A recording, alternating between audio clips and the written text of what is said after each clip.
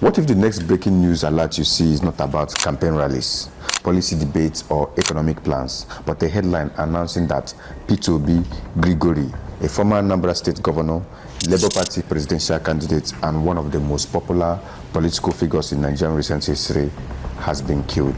Mr. Festus Keyamo SAN, that Obi was plotting to stage an assassination attempt on himself and blamed the APC.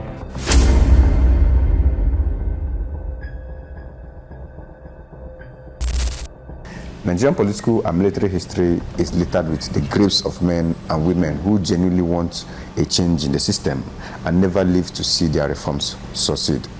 Some were military rulers, some were civilian leaders, some were rising officers in armed forces. In almost every case, their deaths were officially explained as unfortunate coincidence. But to anyone who has watched Nigerian politics closely, the pattern is too clear to ignore. In July 2020, Tolulope Arotile, Nigeria's female combat helicopter pilot, died at just 24 years old. Official reports claim that she was accidentally knocked down inside the Air Force Base in Kaduna by a vehicle driven by a former classmate. But to those who knows her work, her rapid rise, and the sensitive operation she was involved in against armed groups, the official version sounded too convenient. She had become a symbol of courage and competence in military slugging with credibility. In less than a week after the death, her file was closed and the story faded from the headlines. Now, let's look at Peter Obi, a man whose campaign message is built around cutting waste, ending corruption, and reshaping the Nigerian economy, has become the most recognizable face of political opposition in the country. His movement has unsettled entrenched power blocks, disrupted the old political order, and inspired millions of Nigerians at home and abroad. That kind of influence in Nigerian political climate does not go unchallenged.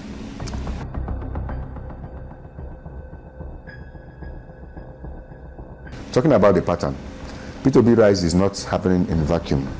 Nigerian history is filled with leaders who stepped forward with real intention to fix the country, only to vanish suddenly and under suspicious circumstances.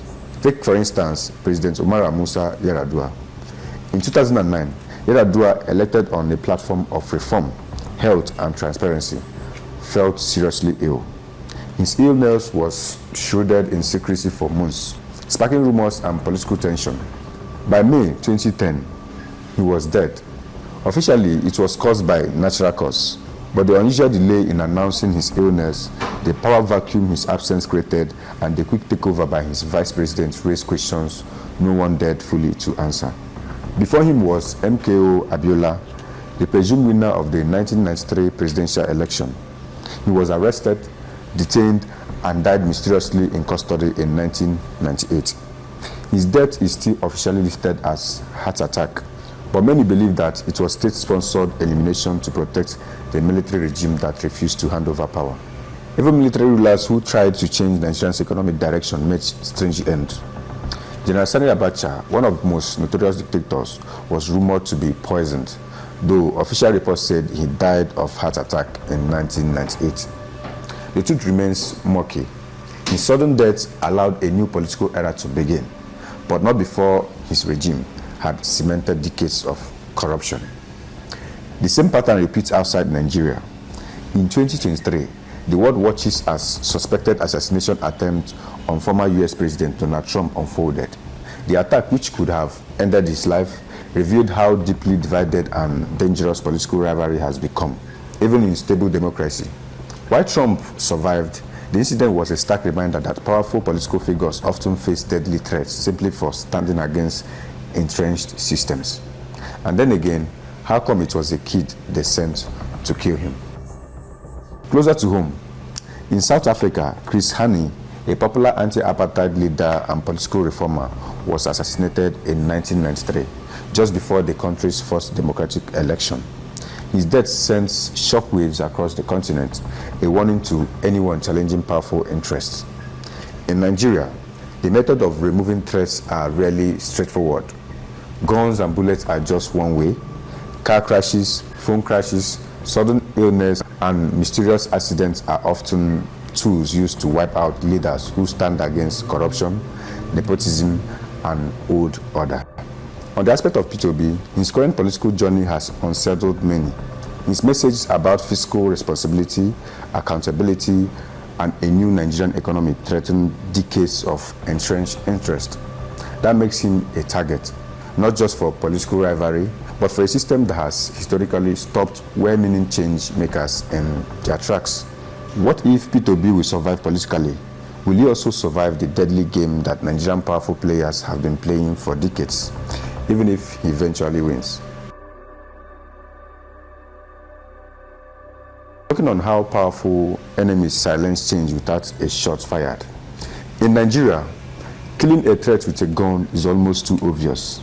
It draws public outrage, questions, and investigation, even if those investigations go nowhere. The real power lies in killing quietly, invisibly, with no clear shot fired.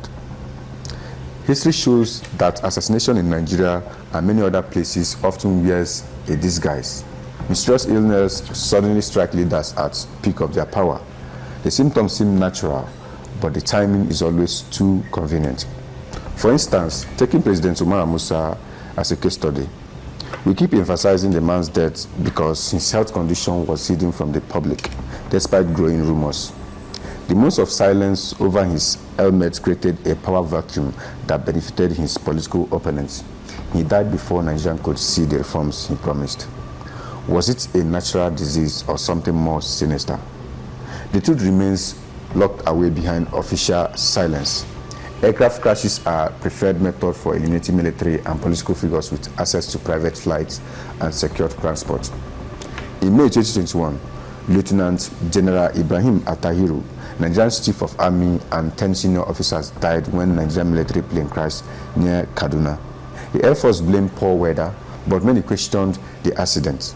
Senior officers on the brink of major reforms rarely die by coincidence. Several military chiefs in Nigerian history died mysteriously in crashes or accidents. Their reforms cut short before their full impact. Sudden natural deaths of politicians and reformists are another silent weapon. M.K.O Abiola's heart attack in detention is one of example. His death crushed the democratic hopes of millions.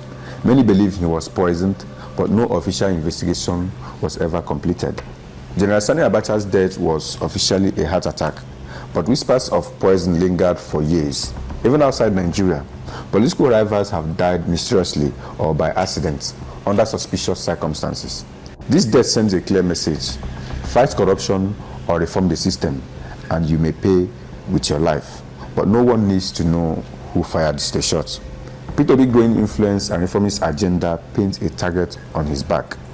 The threats he faces today may be seen ordinary, but history warns us that ordinary-looking threats often conceal deadly intent. In Nigerian shadowy political game, assassination doesn't have to be very loud. It can be silent, invisible, and wrapped in lies that keep killers safe and the public silent. So for those who still believe Nigerian power struggles are merely about election, debates, or public opinion, please think again. This is a war fought in shadows, where threats look like a romance and normal memes on internet, and death appears as coincidence. And those who dares to change the game risk their lives in silence. So if Peter Obi's journey ends prematurely, if he falls victim to a tragic accident or a sudden illness, it will not be because he was unlucky. It will be because Nigeria's ruthless power game claimed another victim. And the world, yet again, will pretend it was nothing more than fate. So if you love the truth and wants to be part of the truth, don't forget to like and subscribe. And until next time, bye for now.